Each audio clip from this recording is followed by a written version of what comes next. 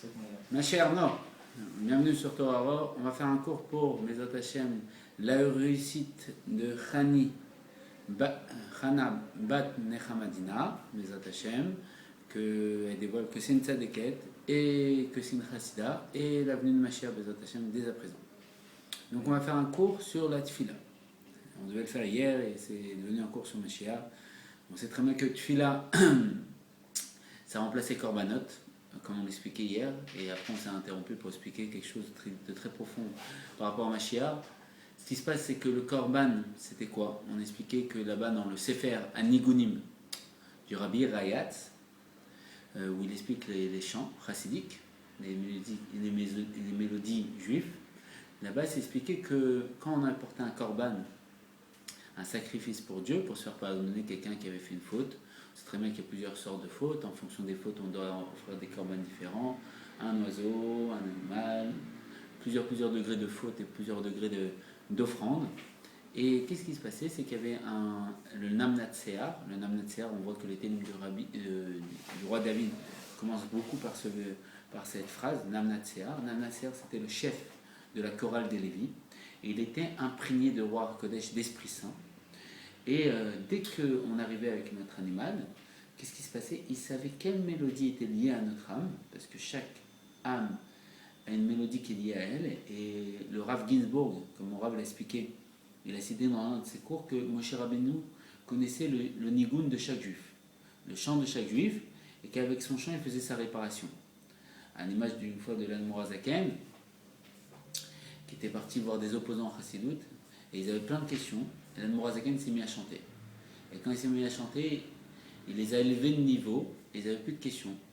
Parce qu'il les avait élevés à un tel degré que ces questions ne tenaient plus. Et il y a énormément de chassidim, de personnes qui l'ont rejoint, sont devenus ses chassidim, ses élèves. D'accord. Donc on voit que le Moshe connaît le chant de chaque juif, et avec son chant, il fait sa réparation. Pourquoi? Parce qu'en réalité, le Moshe, on sait très bien qu'on a une étincelle de Moshe en nous. C'est quoi l'étincelle? C'est la Neshama, l'âme intellectuelle qui est en nous. Et comme on a expliqué, c'est qu'en vérité, le soir quand on dort, notre âme elle s'élève. Elle retourne à Hebron, là-bas, où il y a la porte du paradis, et elle monte dans les mondes spirituels. Et pour s'élever, comme on a expliqué, que Israël, c'est les mêmes lettres, si on inverse le Yud et le Shin, ça fait Shirel, le chant de Dieu. Elle sort du corps avec un chant. C'est quoi le niveau du chant? C'est la rigueur, c'est lié au Lévi. Le Lévi, c'est quoi? C'est la partie de Dieu qui est en nous. Ce niveau de partie de Dieu qui est en nous se met à chanter. C'est quoi le chant? Quand on veut expliquer un chant, si quelqu'un veut expliquer un chant, il ne peut pas l'expliquer. Si on dit j'aime une bonne musique, t'aimes une bonne musique, pourquoi? Je ne peux pas te dire pourquoi. Il faut que je te la fasse écouter, parce que le chant c'est quelque chose de spirituel. Quand on chante, on sent une élévation, on sent que notre âme s'élève du corps dans un degré où on est au-dessus de la matière. Comme dira le rabbi, un juif, il faut qu'il soit au-dessus du monde dans le monde, c'est-à-dire qu'il soit dans un niveau de chanson. À l'image de l'Admor Zaken, qu'il ne parlait pas, il chantait. Il chantait. Quand il parlait en chantant. C'est ça un juif. C'est-à-dire qu'il est au-dessus du monde dans le monde. C'est-à-dire quoi? Donc qu'est-ce qui se passe? Donc la nuit, notre âme elle chante. Et pour se séparer du corps, et elle sort avec un chant de joie pour monter dans les mondes divins, vivre tout ce qu'elle a vécu matériellement de façon limitée, de façon illimitée dans les mondes spirituels, les mondes divins infinis. Et après elle revient avec un chant de méroute, d'amertume comme ça. Pourquoi? Parce qu'elle revient dans la limite. Elle quitte l'illimité pour la limite. Et donc Moshe Rabbeinu avait le secret de ses chants. Et le Namnatsear, on revient sur ce qu'on voulait dire, lui il est imbibé de roi Kodesh et il savait par Esprit Saint quel était le chant qui faisait notre réparation pour la faute qu'on avait occasionnée. Et il se met à faire la chorale, organiser la chanson des Lévis. Et là-bas les Lévis chantaient. Et c'était très spirituel. Qu'est-ce qui se passait? Ils chantaient. Et ils faisaient en sorte que quand ils chantaient, l'âme de la personne qui avait commis la faute, son âme, bien sûr, s'enlevait de cette personne. Alors il y a une question qui se pose. Si son âme s'enlève, comment elle peut vivre? Alors c'était le niveau du nefesh de la personne. Comme on a dit, il y a 5 niveaux de l'âme. On va refaire de façon très brève. La Yechida Shebenefesh, le niveau le plus élevé de l'âme, la partie de Dieu, qui est quoi? Le Nitzut Samashir, la partie de Mashiach qu'on a en nous, celui qui a la possibilité de se relier à Dieu totalement et d'être totalement unifié à Dieu, à un niveau où elle dévoile l'essence de Dieu. Le Chaya, ça fait référence à Adam Arishon qui est en nous. Chaya, donc c'était quoi? La couronne de Adam, c'est quoi? C'est la vitalité, c'est quoi? Adam, c'est Ma, c'est la force d'annulation qu'il y a dans les Juifs. C'est quoi la force d'annulation? La force de pouvoir s'annuler pour le divin, devenir une markava, un char pour Dieu, à l'image d'Abraham, Israël et de Jacob. Après, il y a la Neshama. Neshama, on sait très bien, c'est Moshe Rabbeinu. C'est quoi? C'est la partie intellectuelle de l'être. Après, il y a le Ruach. Le Ruach, c'est la partie émotionnelle qu'il y a Elohim Navi. Et après, il y a le Nefesh. Le Nefesh, c'est quoi? C'est David Ameler. Dans ce niveau de David Ameler, il y a le Nefesh tout simple qui est Nefesh Ativit, l'endroit où Dieu peut résider. C'est pour ça que la femme de David Ameler s'appelait Bathsheba. Bathsheba, on sait très bien que le Zohar il nous dit que dans le début, dans la première lettre, il y a tout le prénom. Bath, c'est Bet. Bet, c'est quoi? C'est Baït. Dans le niveau de David Ameler, lui, il a pu faire Baït, une maison pour Dieu ici-bas. Et c'est pour ça que dans ce niveau-là, Dieu il a pu résider et qu'il a donné, que David a pu les lire en tant que roi et que Dieu il a donné la royauté à David. C'est quoi la royauté à David? La possibilité de les lire en tant que roi et de faire résider Dieu en tant que roi sur terre. Et qui était toute la volonté pourquoi Dieu il a créé le monde. On remonte, on sait très bien que Neshama, c'est quoi? C'est le niveau de tzaddik qui est en nous. C'est quoi? C'est Moshe Rabbeinu. Comment elle s'appelait la femme de Moshe Rabbeinu? Sipora. Sipora, la première lettre, c'est tzaddik. Donc c'est tzaddik qui est en nous. Donc c'est très bien, on remonte. Adam Aishan, c'est quoi? C'était le niveau de Chaya. Chaya, c'est quoi? C'est la vie. Torah Chaim, une Torah de vérité. Et Yerida chez Benefesh, c'est Mashiach. Et on sait très bien le nom de Mashiach, c'est quoi? C'est Mouchka. Mouchka, c'est pourquoi Mouchka? Parce qu'il y a marqué que Mashiach, juste avec le fait de nous sentir, il va savoir d'où on provient. Il va pouvoir nous dire si on est un vrai Kohen ou pas un vrai Kohen. Juste en nous sentant.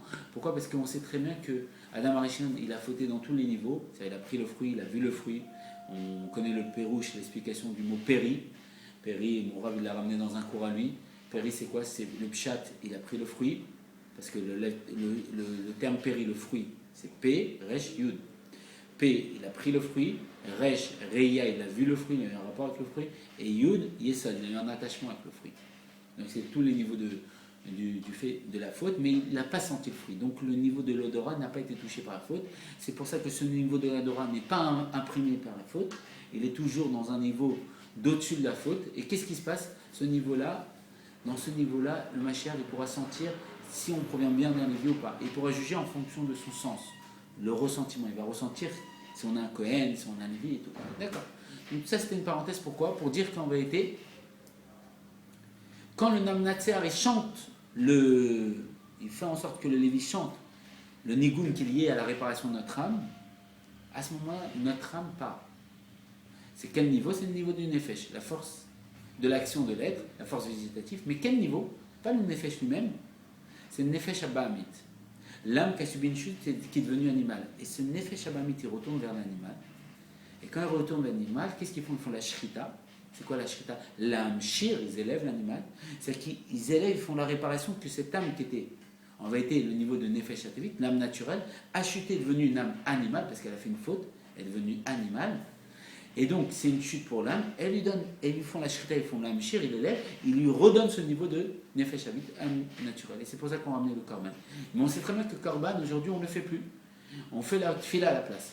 Et la tfila, c'est quoi? On lit qu'est-ce qui se passe au Beth Amikdash. Et le fait qu'on lit, c'est comme si ça se réalisait. Pourquoi? Parce qu'on sait très bien que, comme c'est marqué, Baruch Shamar Ve'ya Olam, béni celui qui parle et le monde, il est. Et le Rabbi Rachab dira sur lui que dès qu'on parle, le monde il est créé. À ce moment-là, il est créé. Mais c'est qui Shamar qui parle? On sait très bien que c'est Israël. Parce que l'essence de Dieu, elle ne se dévoile pas. L'essence, c'est l'absence. Parce que si on parle d'un dévoilement de Dieu, c'est plus l'essence. On est dans le dévoilement. Mais l'essence, elle ne se dévoile pas. Quel est le dévoilement de Dieu? Le peuple juif. C'est pour ça que lui il parle et le monde est créé. C'est pour ça que dans Tania c'est marqué. Pourquoi il y a le décalage horaire? Parce que si un seul instant il y a un juif qui ne dit pas des mots de Torah ou des mots de la Tfila et où avec sa parole il ne prononce pas tout ça, automatiquement le monde revient en néant. Pourquoi? Parce que c'est le juif qui crée le monde. Quand le juif il va dire dans la Tfila Even, Vafta, et ben ces mots ils vont créer tout le monde. Et on sait très bien que en vérité c'est quoi? En vérité, c'est la lumière. C'est quoi? C'est que la lumière infinie de Dieu, elle se bloque, elle s'exprime à travers un nom. Et à travers un nom, c'est quoi le nom? C'est le secret, comme c'est marqué dans Sefer Yetzira, le livre d'Abraham Avinu. C'est que quand on a le secret des noms, on a le secret de toute la création. On peut créer. Pourquoi? Avec un mot, on forme une maison. Avec deux mots, on forme deux maisons. Comme c'est marqué dans Sefer Yetzira, c'est qu'en vérité, le nom, c'est quoi? Le nom, c'est une combinaison des quatre éléments. Le feu, le roi, le vent, l'eau et la terre. En fonction des quatre éléments, ça forme un mot. Si on met plus de feu, ce sera un nom de feu. Et c'est pour ça que Maseret Yoma 83 Moubet, c'est marqué que Rabbi Meir aimait bien connaître le prénom d'une personne, parce qu'avec le prénom d'une personne, on peut connaître son caractère. Bien sûr, parce qu'en vérité, le nom, c'est la structure, c'est la maison, qui fait en sorte que l'âme se dévoile avec soit s'il y a plus de feu dans le nom, plus de feu, soit s'il y a plus de vent, plus de liberté, s'il y a plus d'eau, plus de plaisir, s'il y a plus de terre, plus de paresse, ou plus d'action. Donc c'est quoi? En vérité, ce nom, c'est quoi? Tout ce qu'on voit matériellement, tout ce qu'on crée en vérité, c'est en fonction de la parole. La parole, elle va créer le monde, et cette parole, c'est le peuple juif qui la donne. Et en vérité, la parole combine en elle les quatre éléments de la matière, et cette structure, ça fait une maison, et dans cette maison, le or, l'infini de Dieu se dévoile, et c'est pour ça que la pierre s'écrit Even, et que l'arbre s'écrit Etz, et en fonction, parce que ça s'écrit de telle manière différente, ça va donner l'apparition d'un arbre, et ça va donner l'apparition d'une pierre. Et donc tout ça pour dire quoi? Donc on a compris que le Namnatsea, lui, il avait roi Kodesh. Et donc on dit qu'aujourd'hui, quand on dit les mots de la prière, on recrée le monde, on recrée tout ce système. Et comme on sait très bien, c'est marqué dans une histoire du Baal Shem Tov que le Rabbi ramène dans un Yom Yom. Il y a marqué là-bas qu'une fois, il y a un juif qui a dit à un autre juif dans la synagogue du Baal Shem Tov, tais-toi, je vais te déchirer comme un poisson. Le Baal Shem Tov, il a vu ça, il a dit à ses élèves, vous avez entendu, vous avez vu? Il dit oui, on a vu, lui, il a dit tais-toi ou je vais te déchirer comme un poisson. Le Baal Shem Tov, il a mis ses mains saintes sur eux. Automatiquement, ils ont vu que l'autre, il était en poisson, que l'autre, il déchirait. Pourquoi? Parce qu'il y a des niveaux de proximité avec l'essence de Dieu. Comme on sait très bien, il y a 4 mondes parallèles. Les 4 mondes parallèles, c'est le Olam Asiya, le premier monde, le monde de l'action qui est ce monde-là, qui existe en matériel et en spirituel. Matériellement, c'est quoi? C'est moi, mon apparence. Spirituellement, c'est mon âme. Il y a le monde Yetzira. Le monde de Yetzira, c'est le monde du Yetzer, de la forme, du dessin. C'est mes goûts, mes couleurs. Le pendant dans le monde de Asiya, chez moi, c'est le Nefesh, l'âme naturelle. C'est pour ça que là-bas, il y a plus de bien que de mal, parce que ça peut devenir du mal, une âme animale qui faute et qu'on doit faire une réparation, comme on faisait au temple. Et il y a le niveau de Rouar chez moi, le côté des émotions, qui est quoi? Le monde de Yetzira, le monde du dessin. Il y a le monde de Bria, le monde de la création, c'est quoi la création? C'est l'intellect. Et donc, c'est quoi? C'est la Torah. C'est pour ça que c'est la Neshama, l'âme intellectuelle. C'est pour ça que la Torah a été donnée par Moshe Rabbeinu, qui fait référence à la Neshama collective de tout le peuple juif. Et donc, c'est quoi? C'est le bête de Bria et le bête de Bereshit. Et donc, il y a l'âme aussi, il y a le monde de Hatzilut. C'est quoi le monde de Hatzilut? Eslo, qui est proche de Dieu. Le monde, ça fait référence à l'âme divine qui est en moi. D'accord? Qu'est-ce qui se passe? Le Baal Shem Tov, il captait ces mondes-là. En fait, c'est le niveau de proximité avec l'essence de Dieu. Quand il leur a mis la main dessus, il leur a donné possibilité de voir le monde de Yetzira. C'est quoi le monde de Yetzira? C'est le monde du dessin, de la forme. Comment le monde il est formé? Par la parole. En fonction de la parole, on va former. Comment? Pourquoi? Parce que la parole, en elle, il y a les 5 niveaux de rigueur. Ces 5 niveaux de rigueur, c'est les lettres finales, c'est-à-dire telles que le noun. Le noun, il peut être un noun sophite et couper, finir un mot. Il y a aussi le tzadik sophite qui peut finir un mot. Il y a aussi le même sophite qui finit un mot. Donc c'est les 3. Et il y a le chaf sophite qui finit un mot. Donc ça fait 4. Et il y a la 5e, je ne sais plus c'est laquelle.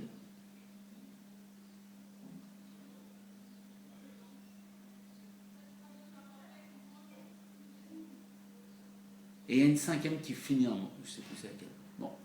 C'est la dernière lettre qui finit le mot. Si 5 lettres finissent le mot, c'est-à-dire que quand on parle, on finit avec cette lettre, ça découpe le mot, ça fait en sorte que le mot... Pourquoi on parle de tout ça? Parce qu'en vérité, la tefila, c'est des mots. Et ça découpe le mot et ça fait en sorte que la lumière infinie de Dieu rentre dans un mot et se dévoile à travers cette expression. C'est pour ça que quand le juif il parle et crée, que le Baal Shem Tov, quand l'autre il a dit tais-toi, je déchire comme un poisson, le Baal Shem Tov il a donné de voir le monde de Yetzira, capter le réseau où on voit que le juif quand il parle et crée, et ils ont vu que la parole, elle avait créé. Elle avait créé quoi? Un être en poisson, comme il avait dit, qui déchirait. Donc pourquoi on dit tout ça? Parce que on dit que les sages, ils ont dit que maintenant le fait de dire les korbanot, comment ça se passe? D'abord Hachem et Moshe, Dieu il a parlé à Moshe, tu vas prendre les Torah, tu vas prendre ceci, comme on dit tous les jours dans la tefila, et tu fais ceci, cela. On est en train de tout créer. On est en train de tout créer. Quand on est en train de prononcer, le temple apparaît devant nous, c'est pour ça que ça remplace les korbanot qu'on faisait à l'époque. Mais qu'est-ce qui se passe? Korban, ça vient du langage kirou, c'est un rapprochement vers Dieu. Kirou, c'est se rapprocher de Dieu. En fait, toute la tefila, c'est lié au fait de se rapprocher vers Dieu, s'unifier totalement avec Dieu.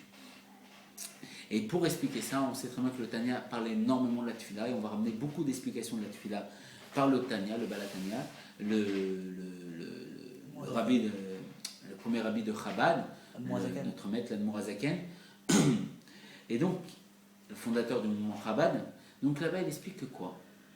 On sait très bien, c'est connu l'histoire qu'une fois le Baal Shem Tov, il est rentré dans une synagogue et que là-bas, il a dit je ne peux pas rentrer, la synagogue elle est remplie, elle est bondée de monde, je peux pas passer, il n'y a pas de place dans cette synagogue. Et il y a quelqu'un qui a ouvert, il a dit mais il n'y a personne, elle est vide. Il dit oui, dans cette synagogue, les tfilotes elles ne montent pas. Et comme elles ne montent pas les tfilotes, il n'y a plus de place, on ne peut pas rentrer. Bien sûr, le Baal Shem Tov voyait ce niveau-là, où les tfilotes ne montent pas. Bien sûr, on explique que les tfilotes elles montent, et l'Admorazaken va mettre une image merveilleuse dessus. Il va expliquer que les mots de la création, la tfila, il dit en vérité que c'est comme un oiseau. C'est quoi comme un oiseau? C'est-à-dire que si on ne met pas, l'Admorazaken dit dans cette tfila, de l'amour et de la crainte pour Dieu, c'est comme si on a mis un oiseau au monde. En vérité, on est en train de créer des anges, créer des choses à l'infini, qui n'a pas d'aile. Et on sait très bien que si un oiseau n'a pas d'aile, il ne peut pas s'envoler. Et donc la tefila reste sur terre. C'est que quand on n'a pas d'amour et de crainte, la tefila ne peut pas s'envoler. Mais si on n'a que l'amour, il n'a qu'une seule aile, il ne peut pas s'envoler. Si on n'a que la crainte, il n'a qu'une seule aile. Alors il dit il faut les deux. Quand on a l'amour et la crainte de Dieu, il a les deux ailes et s'envole. Il s'envole vers quoi? Vers Dieu lui-même. Et ces mots, et donc c'est un rapprochement avec Dieu. Mitzvah, ça vient du terme savta, comme il a dévoilé le Bashim Tov, savta c'est un lien. Et donc il y a ce lien qui s'opère avec Dieu par le fait que ma mitzvah s'envole vers Dieu. Et donc il y a ce kirou, ce rapprochement avec Dieu. Et donc c'est ça la tefila. Alors maintenant on va expliquer quelque chose de très très beau. Pour expliquer comment ça marche. C'est expliqué en Chassidut que la préparation, comme c'est marqué dans l'Echadodi, la prière qu'on fait à Shabbat, l'Echadodi là-bas on dit dans le deuxième passage, l'Echadodi à la fin du deuxième passage, sauf Maaseh Bemar Shabbatrila, la fin de l'action était dans la pensée initiale, c'est une phrase qui est marquée dans le Sefer Yetzira de Avraham Avinu. Qu'est-ce que ça veut dire ça? La chose est comme ça. C'est qu'en vérité, la fin de l'action a été dans la première pensée. C'est-à-dire que comment on va préparer la journée, comment la journée va se passer. Donc en vérité, la prière la plus importante en Chassidut, c'est Kret Shema Shelamita, c'est la prière qu'on fait juste avant de dormir. Là-bas, comment on va préparer, comment la journée va se passer. Pourquoi? Parce que cette prière, elle permet à l'âme de s'élever. C'est-à-dire que comment on va prier cette prière, comment l'âme elle va s'élever du corps après, quand on va dormir, comme on a dit au début. Que l'âme, elle repart à Hebron et elle rentre dans le paradis. Là-bas, il y a la porte du paradis. Il y a Abraham, Israël, Jacob, Adam, Chava qui dorment là-bas. Et donc, qu'est-ce qui se passe? Elle rentre dans le paradis inférieur. Si on a bien prié, si on a prié simplement émotionnellement, elle va que être dans le paradis inférieur par rapport à notre journée, comment on s'est comporté. Mais si on prie profondément, comme c'est marqué qu'à ce moment-là, on a une épée à double tranchant, on peut se séparer de toutes les mauvaises choses de la journée, elle peut rentrer dans le paradis supérieur. Et comme c'est marqué que même si on a du mérite Shabbat, elle peut étudier pas simplement avec toutes les personnes qu'on a étudiées la journée. C'est-à-dire si j'étudie avec l'Admorazaken, le Tanya, je vais étudier avec l'Admorazaken là-bas directement, en personne, dans son palais. Si on mérite Shabbat, on peut étudier avec Dieu lui-même. Et donc elle s'élève, elle s'élève, elle s'élève. Dans les mondes spirituels, jusqu'à arriver au monde d'Atsilut, Shabbat, si on a eu le mérite. Le monde où le niveau qui est l'âme divine en moi. Qu'est-ce qui se passe? En fonction de comment je priais, comment elle va s'élever. Et comme on sait en Chassidut que plus une pierre elle est haute, plus elle descend bas. C'est-à-dire plus on va la faire monter haut, plus elle va descendre bas. C'est-à-dire quoi? Plus l'âme divine va pénétrer en nous. Plus l'âme divine va pénétrer en nous, et plus on se rapproche de Dieu. Et donc en vérité, comment on va faire Klet Shema? Comment toute la journée va se passer? Qu'est-ce qui se passe? On dort. L'âme s'élève du corps et après elle revient dans le corps. Le Rabbi Lubavitch a beaucoup insisté pour que les enfants sache que dès qu'ils ont l'âge de comprendre, que Dieu, il laisse tout ce qu'il a à faire pour écouter le mot d'Annie. Et Dieu, on sait très bien que lui, il a à faire. Il laisse tout ce qu'il a à faire pour écouter notre mot d'Annie. Pourquoi? Parce que pour nous, il a créé le monde. Bijini, comme c'est marqué dans le Tanya 41. Et quand on fait mot d'Annie, on sait très bien que l'âme, elle revient dans le corps. L'âme, elle est au niveau du nez. Parce qu'il y a marqué que dans son nez, il a insufflé un souffle de vie. Pourquoi le nez? On sait très bien que, comme on a dit au début du cours, Adam Arishon, il a fauté dans tous les niveaux, sauf dans le nez. Et c'est juste dans cet endroit que l'âme peut rentrer, parce que c'est le niveau où il n'y a aucune faute. Mais pour qu'elle rentre, comment il faut qu'elle rentre? Il faut enlever l'impureté qu'on a. Alors qu'est-ce qu'on fait? Dès qu'on se lève, comme on enlève l'impureté, tout de suite, on fait modèle. Avant quoi que ce soit. Pourquoi? Parce qu'un juif, il n'est jamais impur. Un juif, c'est une partie de Dieu dans un corps. Il dit Modéani, bien sûr son nom de Dieu, mais il dit Modéani.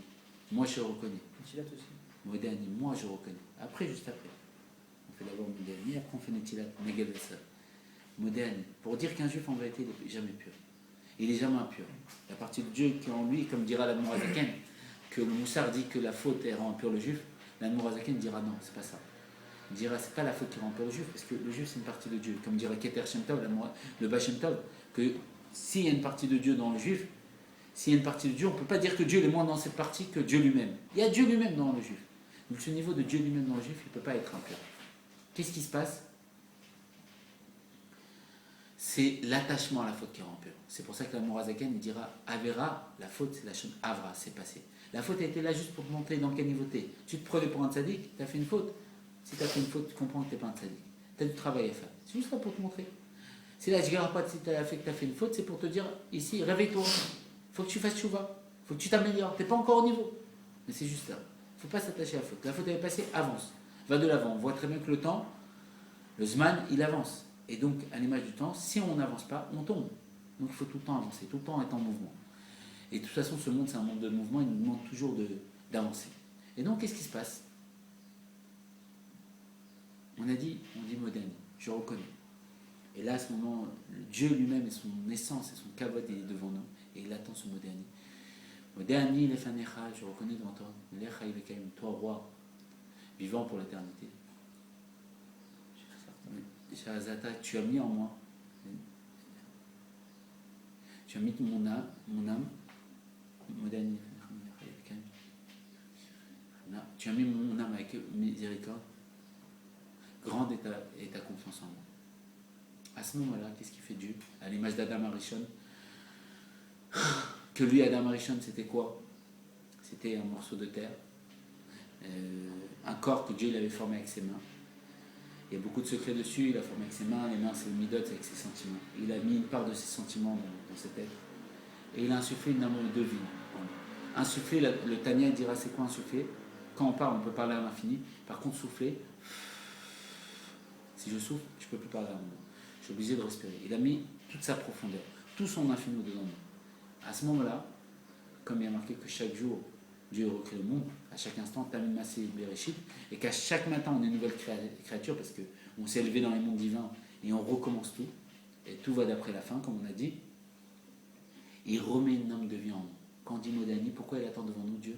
Parce qu'il fait comme Adam Arishon, dans cette création qu'il a formée, qui est moi-même, avec ses mains, comme Adam Arishon, il va faire pénétrer l'âme de vie par les narines, qui est l'endroit qui n'a pas fauté. Mais il ne la fait pas pénétrer entièrement. Il faut le travail des hommes, parce que Dieu, il a voulu qu'on ait du mérite, et donc comme l'homme il fait à l'image de Dieu, Dieu il n'aime pas la tzedaka, et l'homme il n'aime pas la tzedaka, il n'aime pas le pain de la honte, et il veut travailler. Alors il doit travailler. Comment il travaille? Il se lève. Après ça, il fait Negel Vasseur. Pourquoi Negel Vasseur? Parce que dans ses mains il y a l'impureté. Et d'enlever l'impureté, parce que quand il n'était pas là, son âme s'est élevée et l'impureté elle est venue. Et quand l'âme rentre dans le corps, elle va dans les mains. Pourquoi les mains? Les mains c'est les sentiments. Les sentiments c'est la chute, la limitation. Et qu'est-ce qui se passe? Il enlève avec l'eau. C'est quoi l'eau? C'est quoi le Netilat Yadayim? On sait très bien que l'eau c'est la Torah. En-maim la Torah. On prend l'eau de la main droite, la générosité, on la donne de la main gauche, la rigueur, et on fait pénétrer l'eau. Une fois sur ma main. Pour enlever dans cette midote l'impureté avec l'eau, avec la sagesse de la Torah, à l'image que la tête, elle va gouverner le cœur. On dit à la tête, à l'image de l'eau qu'on met sur nous, gouverne le cœur. Par quoi? Par la Torah. Et une fois, deux fois, trois fois, quatre fois, cinq fois, six fois. Pourquoi? Parce que trois, c'est la chazaka. C'est maîtriser la chose. Trois fois sur la main droite, trois fois sur la main gauche pour maîtriser, pour enlever l'impureté grâce à l'eau de la Torah. Et donc, après ça, on s'habille. On se brosse les dents, comme dit le Rabbi Rachab, parce que quand on va louer le bon Dieu, il faut avoir la bouche propre. Et donc, on se brosse les dents. Et on fait nos brachot. Et petit à petit, plus on fait les brachot, plus on fait pénétrer l'âme divine en nous. Pourquoi? Parce qu'on a dit très bien que quand on dit un mot, une lettre, c'est une maison. Deux lettres, c'est deux maisons. Quand on dit un mot, c'est plusieurs maisons. C'est des maisons pour qui? Dieu, il a un désir d'avoir une demeure ici-bas pour y résider. On est en train de faire des maisons pour que l'âme divine pénètre en nous. Comment elle pénètre? Donc, c'est quoi les maisons? Les lettres de la Torah, la prière, le korban qu'on fait. Korban, qui est du langage kiroum, on se rapproche de Dieu. Et donc, on crée une maison pour Dieu par toutes les brachot qu'on dit le matin. Toutes les brachot, on crée des mots. Ces mots, c'est des maisons, et l'âme divine rentre en nous. Elle pénètre de façon plus entière. C'est pour ça qu'elle est dans le nez. Et plus on fait les brachot et tout ça, et plus elle pénètre. Comme on a dit que l'âme, c'est une partie de Dieu, donc une partie d'infini. Elle rentre dans l'infini, c'est quoi? C'est les mots. C'est quoi les mots? Une combinaison des quatre éléments. C'est-à-dire, il y a des mots qui sont plus avec du feu, à l'image d'un mot qui commence par Shin, comme Shema, écoute. Parce que le Shin, c'est quoi? On voit que c'est un candélabre. C'est comme la menorah qu'on a amenée au Beth Amikdash, comme une menorah qui brûle comme ça. Donc il y a plus de feu dans cette lettre-là, comme il dit le Zohar. Et donc on dit tous les mots de la prière, et en fonction de tous ces mots, on crée une maison pour Dieu, pour que Dieu, bien sûr, qui est infini, il rentre en nous. Il pénètre l'âme, et pénètre, jusqu'à qu'elle pénètre de façon concrète. À quel niveau? À la Hamida. À la Hamida, elle rentre entièrement en nous. Et après, il faut la garder, il ne faut pas la perdre. C'est pour ça qu'on garde les tefilines jusqu'à Alenu Lishabéar, comme dit le Rabbi, qu'à ce niveau-là, les Lishabéar, c'est qu'on touche le niveau de Yechidash Benefesh, le niveau le plus haut de l'âme, parce qu'Alenu Lishabéar, c'est quoi? C'est le juif qui fait Messirot Nefesh, qui donne sa vie pour Dieu, à l'image des Chabad, qui crachent au moment de dire le nom de l'Avodah Zarah, pour ne pas prendre un profit de cette salive. On ne veut même pas prendre du profit de la salive, qu'on a dit pour le nom de l'Avodah Zarah. Et donc à ce niveau-là, le niveau de Yechidash Benefesh, il rentre entièrement en nous. Et l'Admorazaken va dire un chidouche. Pour pas qu'on perde ça, il dit que juste après avoir mis Rabbeinu Tam, on va étudier un peu de Torah. Pourquoi? On va garder cette doucha, on va garder cet infini. Dans quoi? Dans la Torah. Dans une étude de la Torah, bien sûr, on sait qu'on est quitte avec la Torah écrite, même si on ne la comprend pas. La Torah écrite. Pour moi, je lis les trois premiers versets de Bereshit. Bereshit, bara Elokim et Hashem, et après, Vayomer Hashem, Yor, Yor, que la lumière soit. Je dis ces trois faits, j'ai capturé toute la lumière que j'ai, et j'ai pris, c'est quoi la lumière? C'est l'infini de Dieu, donc c'est l'âme divine, et je l'ai capturé dans quoi? Dans des petites maisons, c'est quoi les mots de la prière que j'ai mis? Et donc je l'ai capturé, et donc là j'ai fait pénétrer l'âme de Dieu qui était dans mon nez, totalement en moi. Et là je pars, et la journée commence. Et donc, comme on sait très bien que Shlomo Ameler, il a dit que quand il y a une Matan Torah, c'était comme le mari, le khatan, qui était à Kadosh Baruch Hu, et la Kala, qui était dans ce cas-là, nous, le peuple juif, et Moshe Rabbeinu, qui était celui qui les mariait, avec la Ketouba, qui était la Torah, il fallait respecter la Torah, et donc ils nous mariaient.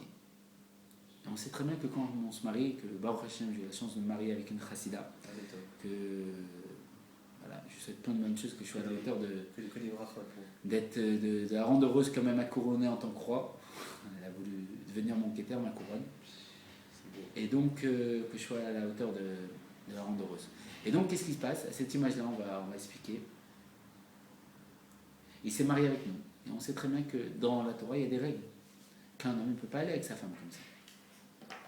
Qu'un homme, pour aller avec sa femme, il ne faut pas qu'elle soit nida. C'est quoi nida? Nida, c'est qu'elle est en période de règle, elle est impure. Et il y a 5 jours de vérification. 5 jours.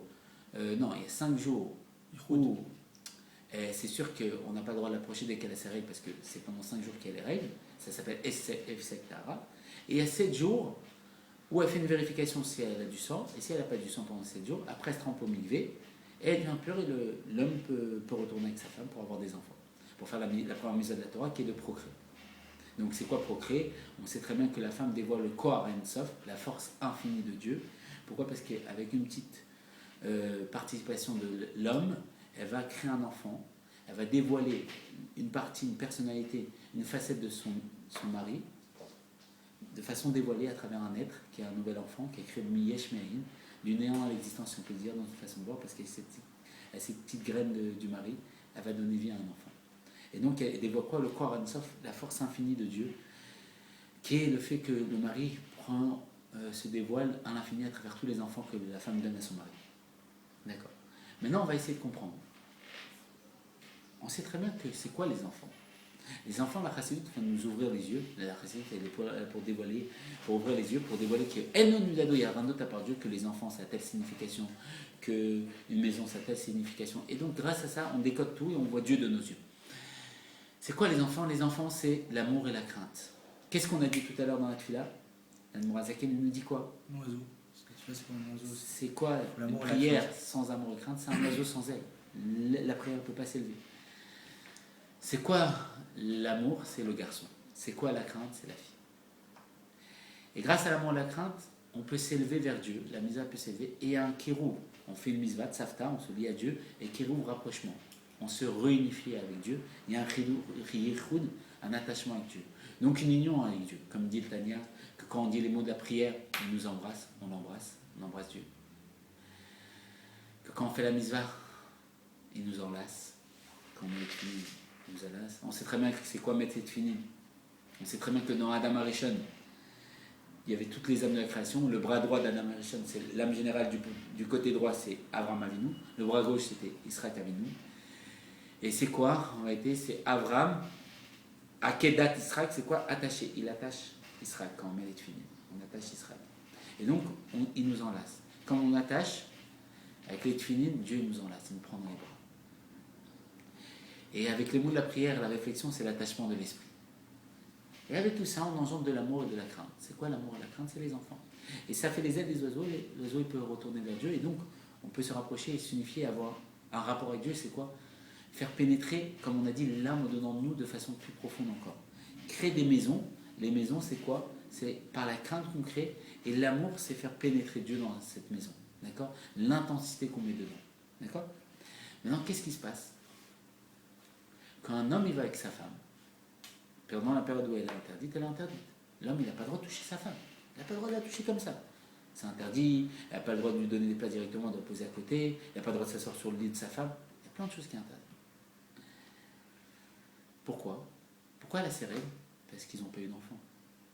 Parce que quand elle a un enfant, elle n'a plus les règles. C'est quoi un enfant? On a dit l'amour et la crainte.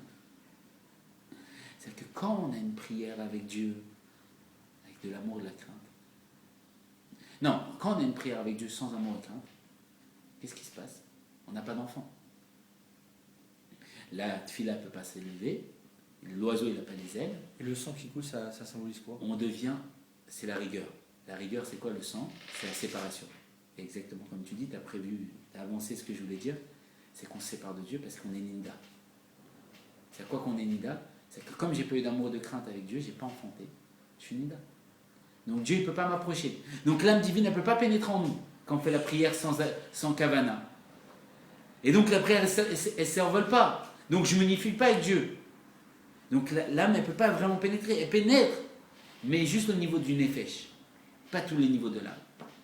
Mais quand on fait ça avec amour et crainte, qu'est-ce qui se passe? On met le bras droit, l'amour, le bras gauche, avec crainte.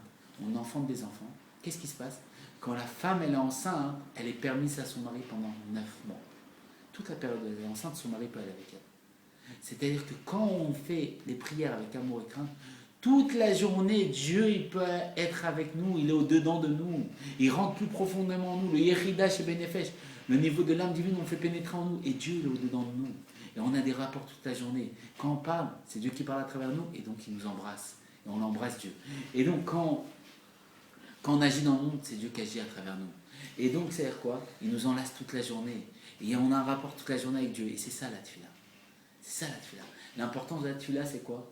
C'est être, grâce au fait d'avoir de l'amour et de la crainte dans la tefila, être permis à Dieu toute la journée. Et toute la journée, être enlacé avec Dieu, embrasser Dieu, faire qu'un avec Dieu, avoir un attachement, une union avec Dieu qui engendre des enfants, de l'amour et de la crainte.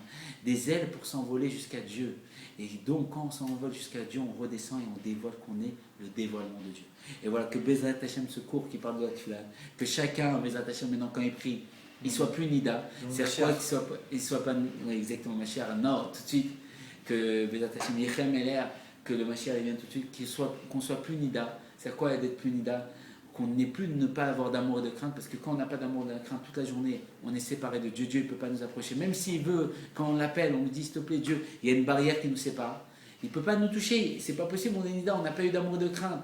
C'est interdit, il ne peut pas nous toucher. On empêche Dieu de nous aider toute la journée quand on n'a pas eu d'amour et de crainte dans la tefila. Alors qu'on arrête de ne pas avoir d'amour et de crainte et de lire les choses comme ça, sans amour et sans crainte, pour remplir la mitzvah. Parce qu'on devient Nida, et donc on a du rouge, c'est quoi le rouge? La rigueur, on se sépare de Dieu. Alors il faut mettre de l'amour et de la crainte dans la tefila. Pourquoi? Parce qu'à ce moment-là, on va faire pénétrer Dieu en nous. On va lui faire des enfants. C'est quoi mon amour et ma crainte?